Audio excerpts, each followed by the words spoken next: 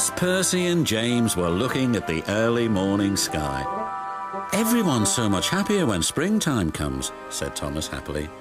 "Everyone except the Fat Controller," grumbled James. "He seems to be working us harder than ever. I'm tired of these coastal runs." "He just wants everything to be ready for the holidays," replied Percy. "Anyway, salty air makes me all cheerful in my smoke box." "Ha!" snorted James. "It's the countryside that really gets me fired up. It's the only place to be." And he puffed away to collect his fuel trucks from the docks. Thomas and Percy had to take some empty trucks to the scrapyards. As they were shunting their trucks into a siding, they saw an old coach. She looked very sad. "What are you doing here?" "They called me old slow coach and told me I wasn't useful anymore. Now only the mice ride in me." "Well, you may be dusty, but you look in perfect shape." The yard manager appeared. "Come along, I have trucks for you to take away." "Excuse me," said Percy's driver. "Can you tell us about this coach?" "Old slow coach, she's been here for years. She'll be broken up when we find the time," he replied. The engines were most dismayed. "We'll try and help you," said Thomas, but he didn't know how. Meanwhile, James was enjoying himself. "This is the life," he chortled. But he was heading for trouble. One of the fuel trucks was leaking. And suddenly it caught fire. "Help!" cried James. They reached the siding and his driver gave the alarm. "It's fuel and it's dangerous." As Thomas and Percy approached the junction, they saw the smoke and a guard waving a red flag. "Sparks from James's funnel have set the fuel trucks ablaze," he called. "The firemen have got things under control, but it's quite a mess."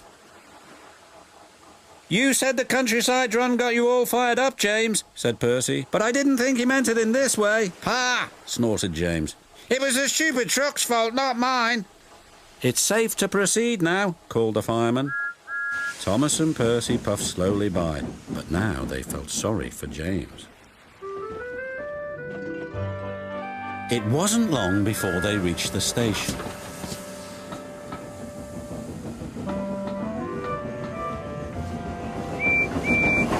Later, as they were having a long drink at the water towers, they suddenly heard a commotion. "What's the matter?" Thomas asked.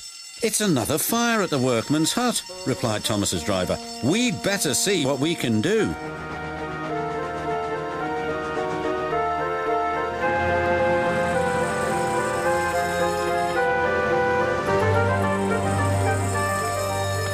The fire engines arrived, but they had a big problem.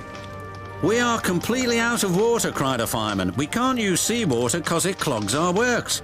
We'll just have to let that building burn." Then Thomas had an idea. "Why don't you use the water in our tanks? We've just refilled them." The fireman wasted no time. "You're very clever engines," chuckled their drivers.